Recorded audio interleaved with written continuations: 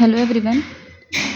जैसे कि मैंने आपको प्रीवियस वीडियो में बताया था ब्रेन का स्ट्रक्चर, उसमें मैंने आपको बताया था ब्रेन 3 पार्ट से मिलकर बना होता है, फोर ब्रेन, मिड ब्रेन और hind brain.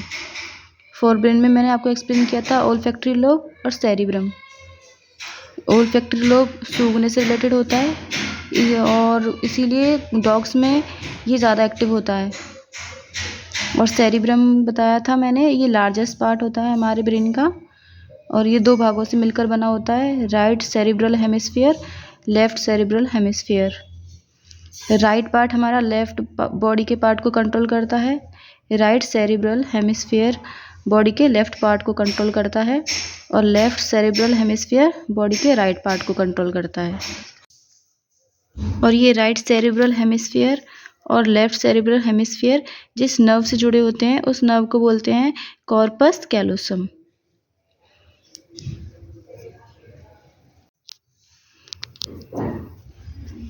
Right cerebral hemisphere भी 4 भागों से मिलकर बना हुआ है। ये हैं 4 भाग: frontal lobe, parietal lobe, occipital lobe और टेम्पोरल लोब। फ्रंटल लोब होता है सोचने से रिलेटेड,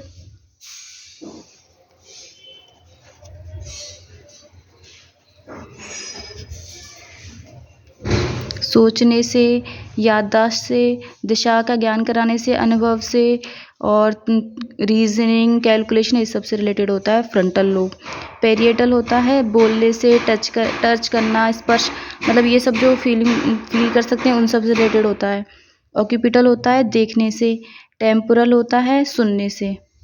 सेम ऐसे ही लेफ्ट सेरिब्रल हेमिस्फीयर में भी 4 भाग होते हैं, frontal lobe, parietal lobe, occipital lobe और टेम्पोरल जो लोब, इसके भी 4 पार्ट होते हैं।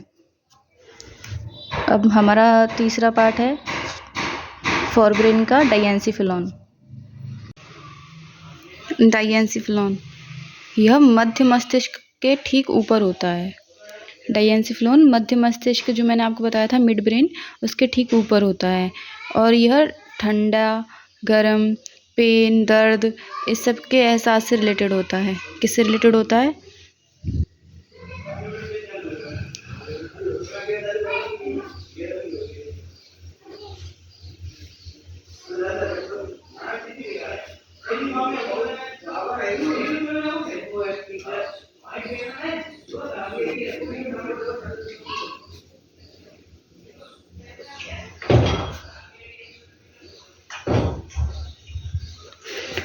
इम्पोर्टेंट पॉइंट है, ठंडा, गर्म, दर्द, इस सब के एहसास से रिलेटेड होता है।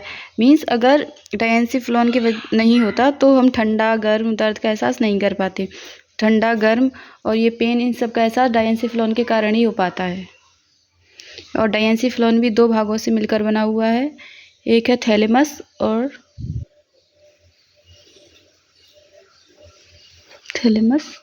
दूसरा है हाइपोथैलेमस।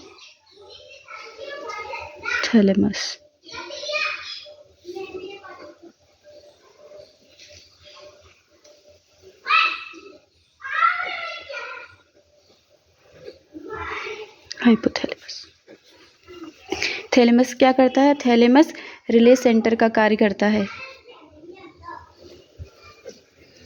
रिले सेंटर का काम करता है। रिले सेंटर मीन्स प्रसारण का कार्य करता है।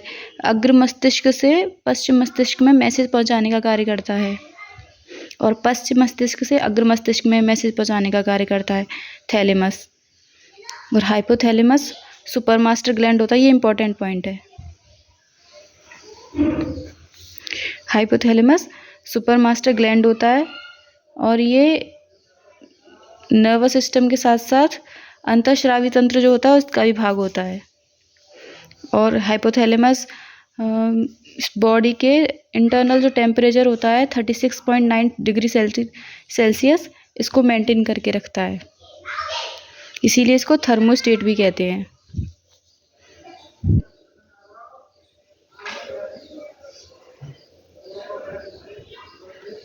सुपरमास्टर ग्लैंड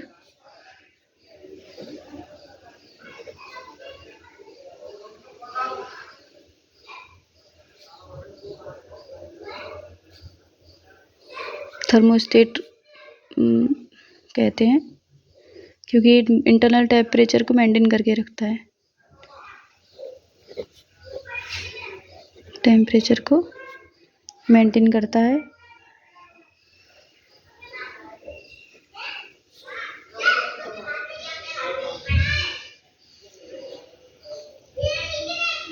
और इसे थर्मो रेगुलेटर भी कहा जाता है।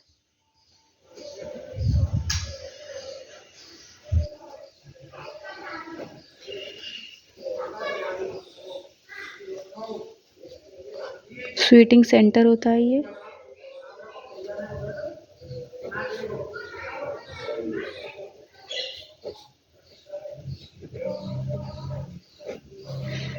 पसीने को बाहर निकालने का कार्य करता है।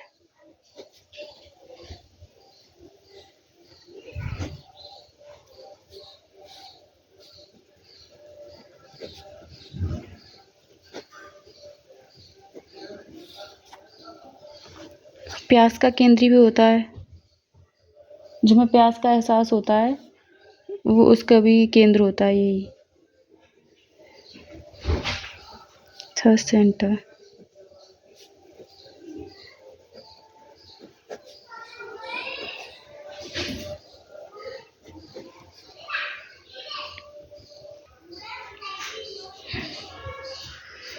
प्यास का केंद्र होता है,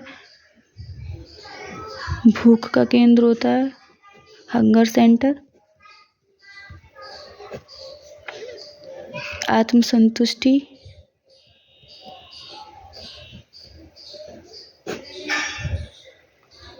इमोशनल सेंटर भी यही होता है।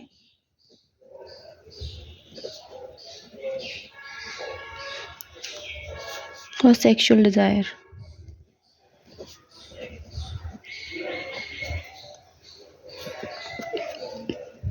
ये सब कार्य के लिए इम्पोर्टेंट होता है हाइपोथैलेमस। एक बार फिर से रिवाइज करते हैं। फोरब्रेन का तीसरा पार्ट है डायेंसिफ्लॉन। ये मध्य मस्तिष्क के ठीक ऊपर होता है। ठंडा, गर्म, दर्द इस सब के एहसास से रिलेटेड होता है डायेंसिफ्लॉन। इसके दो भाग होते हैं, थैलेमस और हाइपोथैलेमस। थैलेमस रिले सेंटर का कार्य करता है। फोरब्रेन और हिंडब्रेन के बीच में मैसेज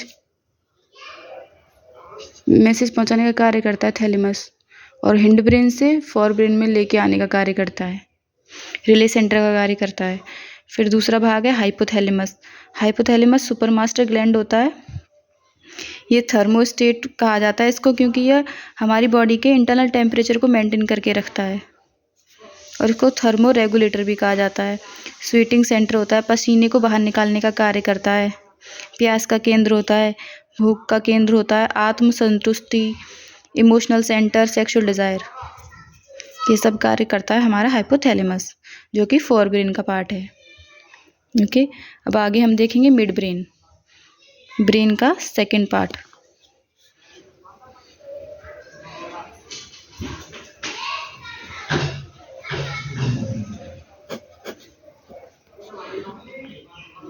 मिड ब्रेन,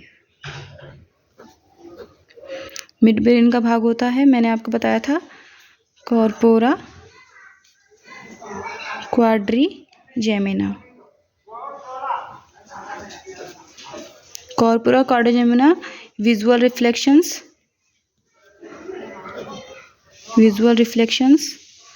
और ऑडिटरी रिफ्लेक्शंस जो होते हैं उनको कंट्रोल करता है।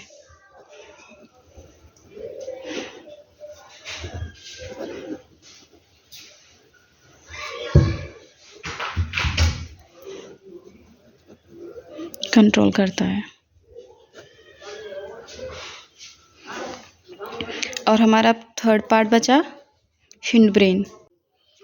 अब हम ब्रेन के थर्ड पार्ट को स्टडी करते हैं। ये है हमारा हिंड ब्रेन। इससे पहले हम ब्रेन के दो पार्ट्स को स्टडी कर चुके हैं, फोरब्रेन और मिड ब्रेन, इन दोनों को हमने स्टडी कर लिया है। अब थर्ड पार्ट को करेंगे। ये हमारा, इसके भी हिंड ब्रेन के भी दो भाग होते हैं। एक होता है सेरिबेलम और दूसरा होता है मेडुला ऑब्लिगेंटा।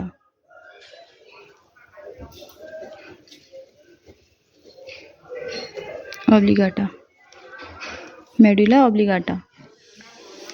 सेरिबेलम 2 भागों से मिलकर बना होता है, जैसे कि सेरिब्रम होता है ना, वैसे ही बना होता है। जो नर्व इन दोनों भागों को जोड़ती है, उस नर्व को बोलते हैं वर्मिस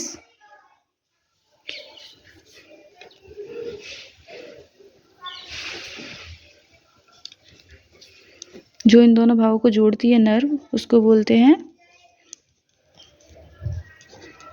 वर्मिस।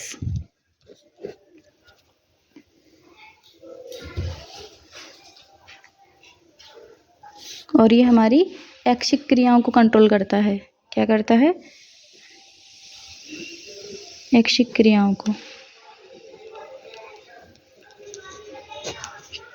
को कंट्रोल करता है।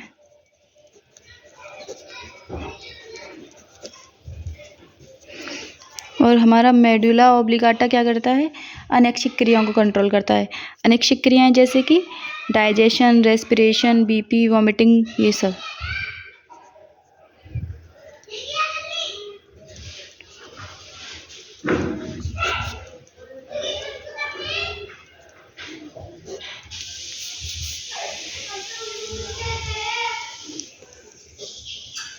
Digestion, respiration etcetera,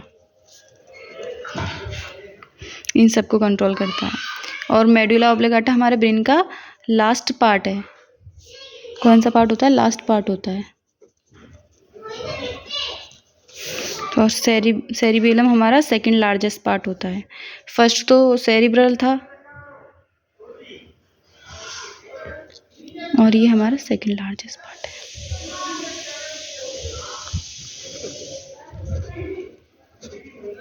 second largest. यहीं भी हमारा ब्रेन का टॉपिक एंड होता है। Thank you. और यहीं पे हमारा ब्रेन का पार्ट पूरा कंप्लीट होता है। इससे आगे हम डाइजेशन सिस्टम देखेंगे।